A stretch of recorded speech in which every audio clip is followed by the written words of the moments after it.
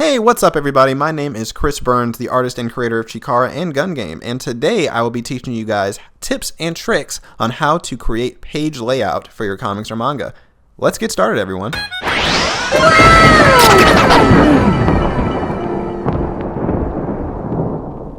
So, page setup and page layout. You want to create the best panels and layout for your comic or your manga story. But where do you begin? Maybe you're a new artist, maybe you're a new creator trying to come up with your first story and you want to make sure that your layout looks natural and organic. Or maybe you are a seasoned veteran and you just want some extra tips on how to make your pages more dynamic for your fight scenes. Well, I'm going to give you some personal insight on how I make my pages and how I come up with my page setup, as well as some information on how professionals do the same thing for their stories. So tip number one, this is a tip that I tell every single artist that's trying to create stories. You have to study the stories you're trying to recreate. So that means you have to study other manga artists. How do they come up with their page designs, their page layouts? How do they do double page spreads? What's the positioning of the panels, the sizing of the panels, the width of the panels? All of this you must study. If you are a creator that's trying to create a shonen style story, study shonen style manga. If you are a creator trying to study isekais, study isekai manga. See what makes these stories and their page layout so unique to that genre and try to recreate it. If you're trying to do shonen style fight scenes where fights are really in-depth and action-packed, study stories like My Hero Academia, Naruto, Bleach, One Piece. See how these other creators draw their stories and make them come to life through these different page setups and page progressions. You also have to take into consideration the style of the story and where that story takes place. The pacing of Naruto fights are going to be a lot different than the pacing of One Piece fights. So, page setup. Now, this can vary artist to artist. There are some artists that are in the manga world that say this is the way that Japanese make their manga setups and their settings and all of this, and you have to stick by that. I understand that's true, but if you are not marketing towards the Japanese, if you are marketing towards more of a Western audience, then you kind of have a little bit more free reign with how you can do your page setup and page layouts. So for me, for Chikara, since I'm not marketing Chikara towards an Eastern view count, I can actually make Chikara look, feel, and read a lot more organic to more of a traditional American comic sense. Now, I'm not saying that Chikara is completely out of the realm of manga, because it is, but the way I design the pages, the way I design the storyboarding and the progression through everything isn't necessarily sticking true to the traditional Japanese manga story type. But that's just my opinion, and that's just my story. If you're trying to gear your story more towards the Japanese audience, then yes, study how they use the fonts, study what size they use the fonts, study the size of the panels, the width of the panels, how the panels go from one section to the other.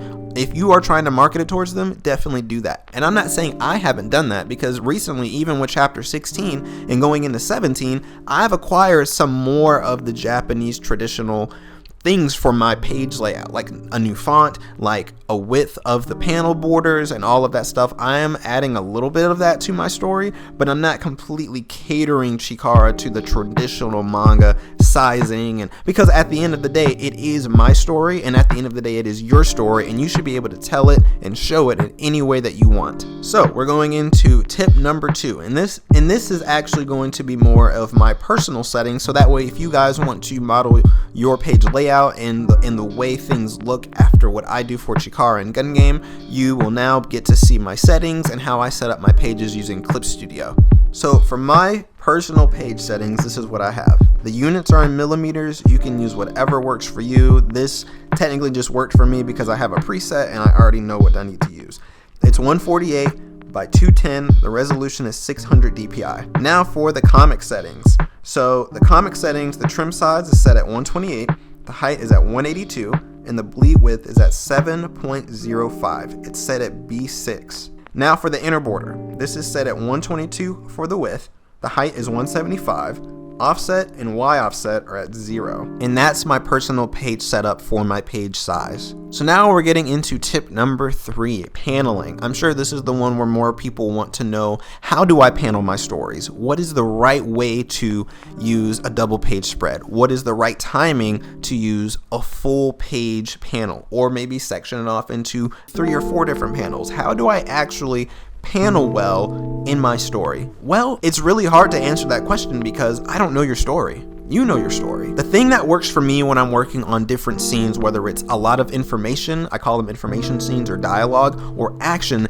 is I play the scene out in my head as if I'm already watching my series as an anime or as a movie. How would this scene look if I were to already have it animated? So that way the viewer can see what's happening and have a lot of information thrown at them in ways that visually they can understand.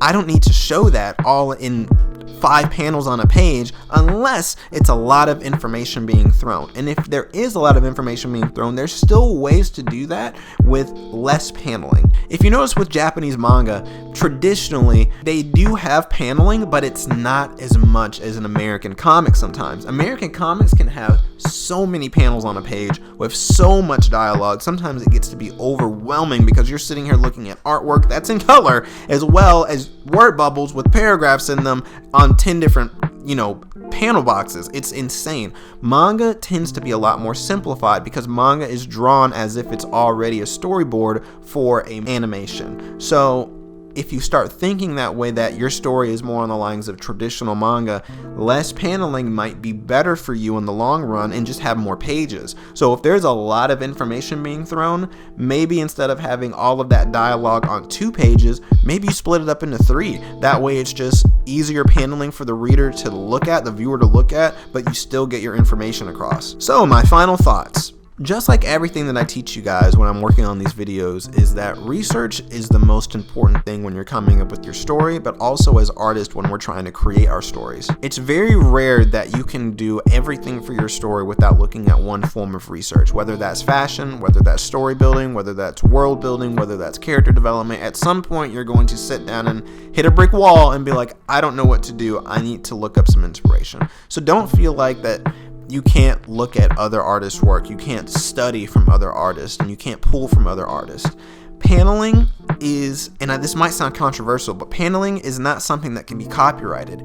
If you feel like you look at a page and you go, wow, this paneling is really, really well done, I think I can do something similar for my stories, by all means, they're boxes on paper. You definitely use them and use them to your own advantage and create and mix and match and look what works for your characters and your story, because that's the only way you're going to get better and you're going to get more confident and you're going to be able to do this by yourself one day. So that is all I have for you guys on this video. I hope this enjoyed. I hope this gave you guys some insight on how to create better page setups and paneling setups for your story.